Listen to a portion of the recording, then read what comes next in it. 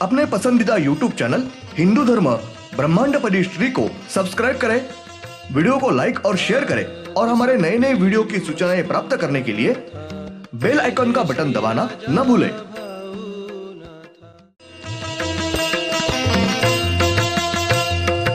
आरती सप्रेम मस्को बना था, जय जय श्री राजा भाऊनाथा।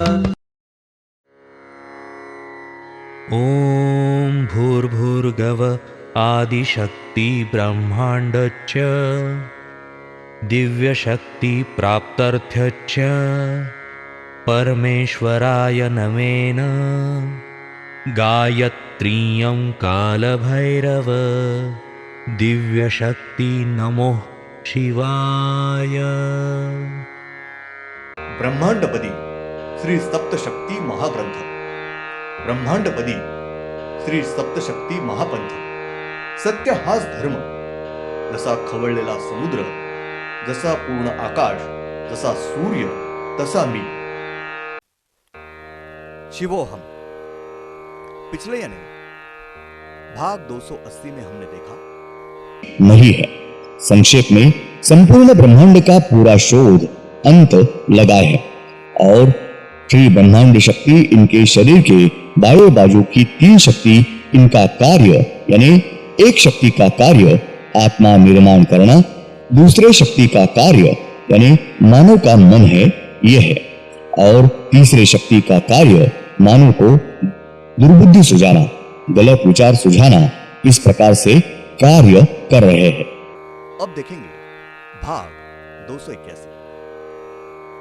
श्री ब्रह्मांड शक्ति इनके बाएं बाजू की 3 शक्ति, ये उनमें से पहली शक्ति यानी आत्मा, इनका कार्य ब्रह्मांड में के हर एक जीव के आत्मा निर्माण कर रहा है। वो शक्ति मूल ज्योति के रूप में है और वो पुरुष मानव इस रूप में अपना कार्य कर रहे हैं।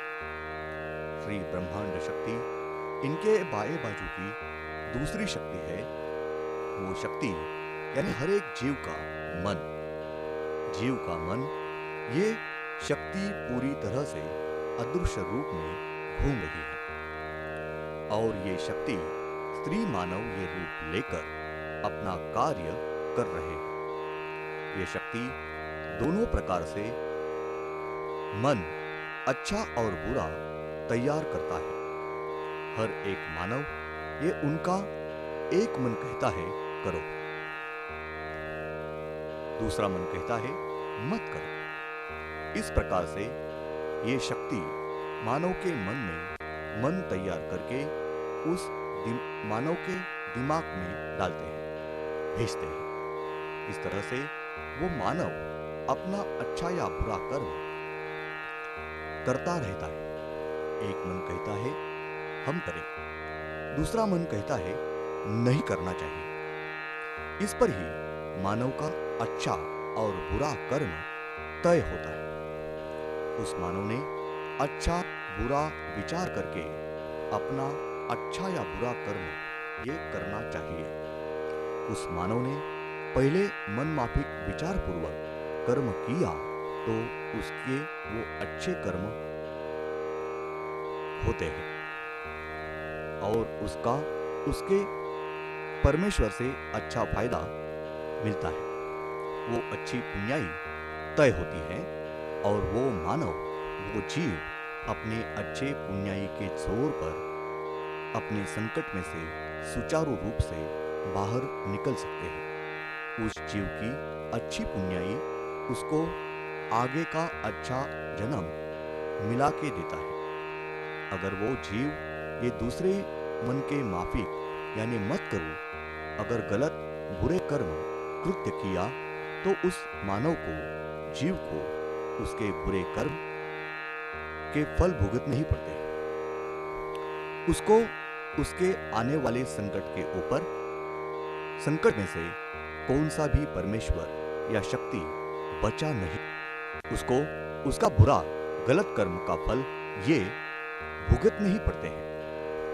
उस जीव को शक्ति के पास सभी प्रकार का अनगिनत तरीकों से तकलीफ छल सहना और भुगतना पड़ता है। उस मानव जीव यानी हर एक चीज की औसत सोच विचार करना चाहिए। किया तो ही ठीक अच्छा होगा, ये किया तो गलत बुरा होगा। अगर अच्छा कर्म किया तो वो जीव मानव अन्य कौन सा भी अच्छा कर्म किया तो वो उसके खुद के पुण्याई के ऊपर ही आने वाले संकट में से सुचारू रूप से बाहर आता है। अपने आयु में अच्छा सुख भुगतता और मृत्यु के बाद वो जीव ये श्री वैकुंठ या जाता है। उसके अच्छा कर्म के उसको अच्छे फल मिलते हैं, नया अच्छा जन्म मिलता है और आने वाले जन्म में वो सब प्रकार का सुख भुगतते उनका नया आने वाला जन्म का सोना होता है और उसके आयु में अच्छे कर्म का सार्थक होता है। अगर उस जीव ने गलत अविचार से जीकर औसत विचार न करते हुए दूसरे के मन माफिक अपने थोड़े से स्वार्थ के लिए अविचार से जिया, गलत बर्ताव करके बुरे कर्म किए तो वो उसका बुरा कर्म तय होता है और उस जीव को कौन सा भी परमेश्वर अगर शक्ति बचा नहीं सकती है। उनको नियम के अनुसार उस जीव को उसके गलत कर्म के बुरे तकलीफ भरे फल देना भुगतना पड़ता है।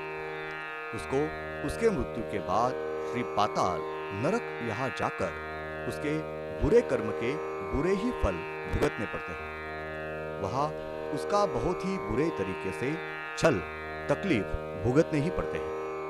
अपना बुरा कर्म पाप वापस लेते हैं, अपने पाप के फल भुगतने पड़ते हैं और परमेश्वर के नियमों के अनुसार उनके आगे के नए जन्म में उनके सभी उसी तरीके से बुरा भविष्य लिखा जाता है और उसको आने वाले आगे के जन्म में पिछले जन्म का और इस जन्म के पूरे कर्म का फल, साथ ही उसके आगे का नए जन्म के उनके उसी तरीके से इस जन्म में से वो गलत बर्ताव कर रहा है उसका बुरा तैयार होने वाला कर्म उसको भुगतना ही पड़ता है और साथ ही कुछ भी नहीं मिलता है, सुख भुगतता नहीं आता है। इसलिए हर एक जीव ने, मानव ने अपने मनमाफिक तरीके से न जीते हुए हर एक चीज का सामान्य तरीके से विचार करके, यानी उन्होंने विचार करना चाहिए। ये किया तो उसका अच्छा फल मिलेगा, अच्छा पुण्य गोद में पड़ेगा, अपना और दूसरों का कल्याण होगा और उस जीव के विचार न करते हुए गलत बुरा कर्म किया तो उसका परिणाम ये बुरा ही होता है रहेगा और उस जीव को उसके बुरे कर्म का फल भुगतना पड़ता है। पाप का घड़ा भर जाता है, उसको उसके गलत परिणाम भुगतने पड़ते हैं। साथ ही आने वाले नए जन्म की उसको अच्छा नहीं मिलता है। कट रिपीट, साथ ही आने वाला नया जन्म उसको भी अच्छा नहीं मिलता है और वो जीव खुद ही पर्याय से दूसरों का, अपने परिवार का नुकसान करता है। वो जीव थोड़ा सा स्वार्थी फायदे के लिए खुद का और दूसरों का बहुत ही नुकसान करता है और श्री पाताल यहाँ जाकर पाप के फल भुगतता है। उसके साथ आने वाले नए और अब भुगत रहे जन्म में भी तकलीफ भुगत कर खुद किए पाप ये खुद ही फेरता है। उसके लिए उस जीव ने, मानव ने सामान्य रूप से विचार करके अच्छा कर्म करना चाहिए। उसमें से उसके पास उसकी खुद की पुण्याई जमा होंगी और उस जीव को उसके शक्ति के नियम के अनुसार जितना कुछ उसके जीव के आयु में जन्म मिलता है, उस हर एक जन्म के आयु में उसके अच्छे कर्म के फल यानी पुण्याई जमा होती रहती है। वो पुण्याई भी कौन से भी जन्म में कम नहीं होती है और हर एक जन्म में बढ़ती ही रहती है, जमा होती और उसके हर एक नए आने वाले जन्म में के संकट, तकलीफ, बीमारी वगैरह सभी संकट में से शक्ति के साथ बुरे प्रवृत्ति के तकलीफ में से उस जीव को सही सलामत से उसकी पुण्याई उसे सुचारू रूप से बाहर निकालती है, उसको बचाती है, उसके जन्म का सार्थक सोना होता है और आने वाला नया जन्म अच्छा मिलता है। वो सुख भुगतता है, उसके साथ वो जीव मानव ये हर एक जन्म में अच्छे कर्म करता रहेगा। माँ बाप की सेवा, कुल देवत की सेवा, कुछ अन्य प्रकार से भी अच्छे कर्म करके जगत का कल्याण करने का विचार करके अच्छे कर्म करता रहेगा तो उसकी हर एक जन्म में पुण्याई बढ़ती ही रहती है। उसके पास से बुरे कृत्य पाप नहीं होता है, कम होता है और धीरे धीरे उसके हाथ से जगत का कल्याण होता रहता है और आखिर में उसका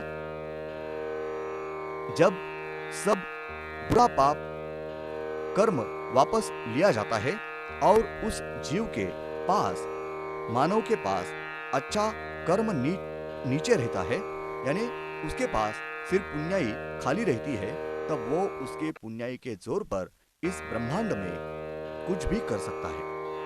उसको कौन सा भी दैवत की शक्ति की जरूरत नहीं होती है। धन्यवाद।